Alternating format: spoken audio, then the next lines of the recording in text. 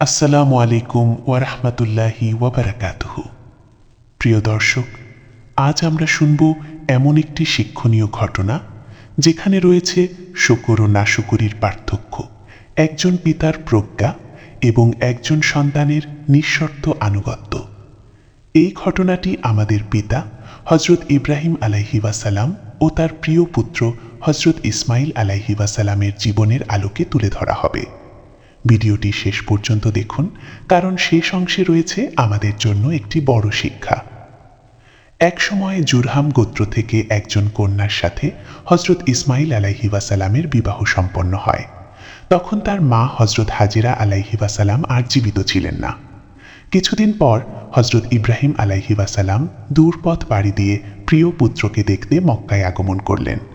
কিন্তু বাড়িতে এসে দেখলেন ইসমাইল আলাইহি ওয়াসাল্লাম ঘরে নেই।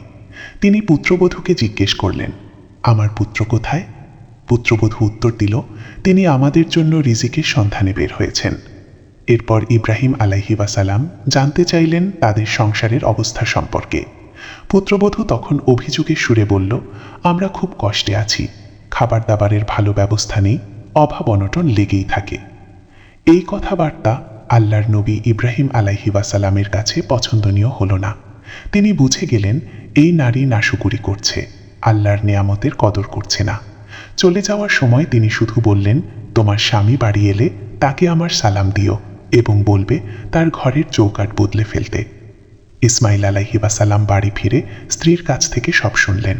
তিনি সঙ্গে সঙ্গে বুঝে নিলেন এই আগন্তুক আর কেউ নন, তিনি তার পিতা ইব্রাহিম আলাইহি ওয়াসাল্লাম। তিনি বললেন, তিনি আমাকে নির্দেশ দিয়েছেন তোমাকে তালাক দিতে, তুমি তোমার পিতামাতার কাছে ফিরে যাও।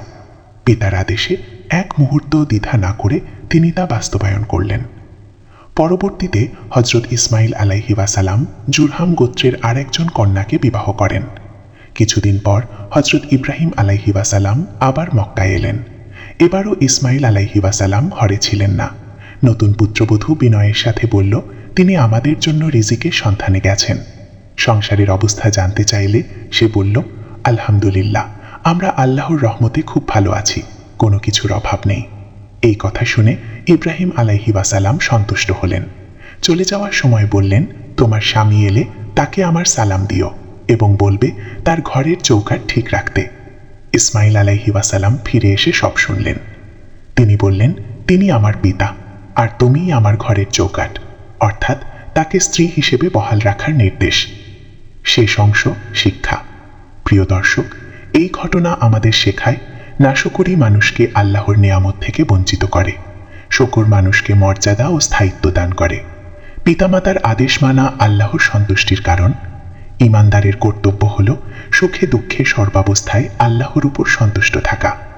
আল্লাহ তাআলা যেন আমাদের সবাইকে শুকরগুজার বান্দা হিসেবে কবুল করেন, আমিন। ভিডিওটি ভালো লাগলে লাইক দিন। ইসলামিক ভিডিও পেতে চ্যানেল সাবস্ক্রাইব করুন।